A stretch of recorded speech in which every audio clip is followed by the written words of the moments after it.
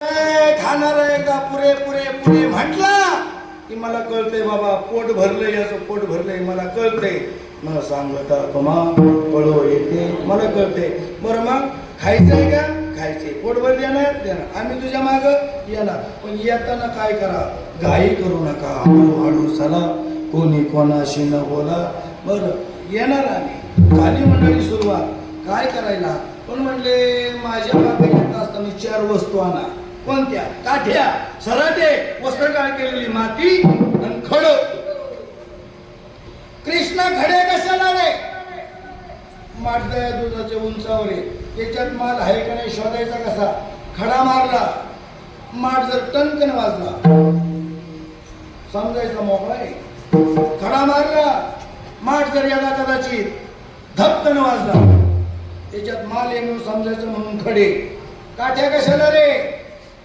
ते म्हणले हात नाही पुरला तर काठीचा फटका मारायचा. बरोबर. कृष्णा सराटे कशाला रे?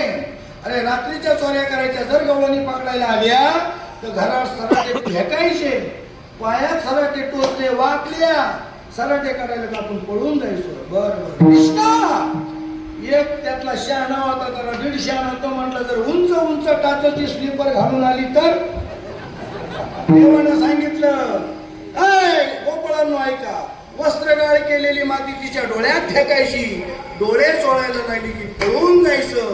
कृष्णा तर चष्माच घालून आली तर कमाला येड्यावानी काय करू नका. पण कोणी कोणाशी न झाली चोऱ्या करायला सुरुवात. देवानं चोऱ्या केल्या, गोपाळांना खायला घातल्या, त्यांच्याच घरचं त्यांचं त्यांना. म्हणती नंदाची या पोरे आजी चोरी केली खरे, पाहती गवळणी तवती पालती दुधानी. म्हणती नंदाची या पोरे एवढ्या चोऱ्या केल्या, एवढ्या चोऱ्या केल्या, एवढ्या चोऱ्या केल्या, चित्त चोरी गेले नंदाच्या नंदने, तुका म्हणे गरुड घोष. मग गवळणीने विचार केला, चोर काय बाहेरचा नाही, सवे तुकया मेला, त्याने हा गुन्हा नेला, आपल्याच गावचा चोर आहे, आपल्याच पोरांना घेऊन चोऱ्या करतोय, चला त्याच्या आईला गारणी सांगा, मिळून यावं घ्या. गवळणी आल्या नंदाच्या अंगणी.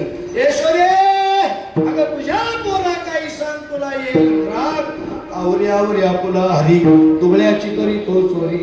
हे महाराज एवढ्या चोऱ्या, एवढ्या सगळ्या गवळणीची गारणी ऐकली. आता या काही गारणं सांगाय मला वेळ नाही. ऐशा ऐक का गारणी यशोदे नयनी आले पार, कृष्णा घोड्या देता कोणी, एका जनातनी जननी, प्रेम की ऐसी आवरणा, यशोदे माला तुझा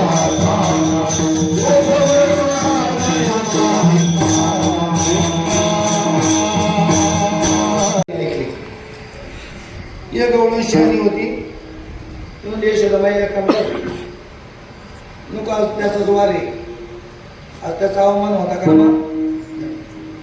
ते म्हणले तुझ्या पोरा काही सांग, तुला येईल रा. वर्ग जर बिघडलं तर किंमत बापाची कमी होईल. तुझा मालक एक गावचा पाटील, तू एक गावची पाटली. पाटलाच्या पोराने जर असा धिंगाणा घातला तर गावात पाटलाला किंमत राहणार. तुझ्या पोराला चांगलं शिकव. यशोदा मैयानं कृष्ण परमात्म्याला शिकवायचा प्रयत्न काय केला? एके दिवशी आईने त्याला हातामध्ये धरला, एके दिवशी तिने हातामध्ये काठी घेतली आणि कृष्ण भगवंताला महाराज मग घरात घेऊन आई सांगायला लागली. काय सांगत होती आई? कृष्णा तुला मी ताकीद करते, घरी कोणाच्या कृष्ण तुला मी ताकीद करते, घरी कोणाच्या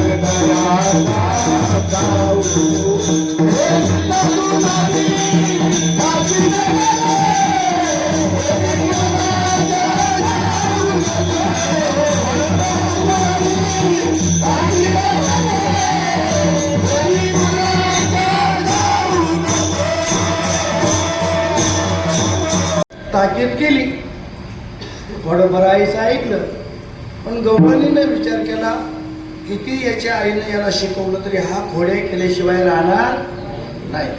मग गवळणी म्हटली याची खोड मोडायला काय हरकत नाही.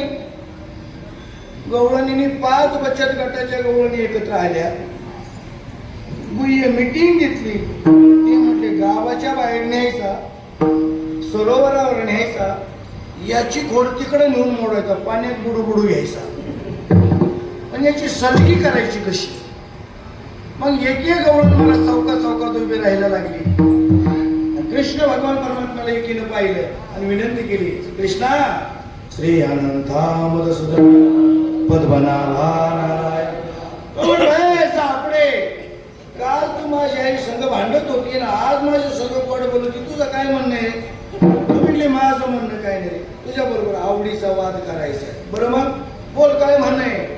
तो म्हणला लोकांतात नको, लोकांतात तुझ्याशी जर वाद केला तर तुका म्हणे हाशेजन, लोक हसतील का आपल्याला, हसतील आपल्याला.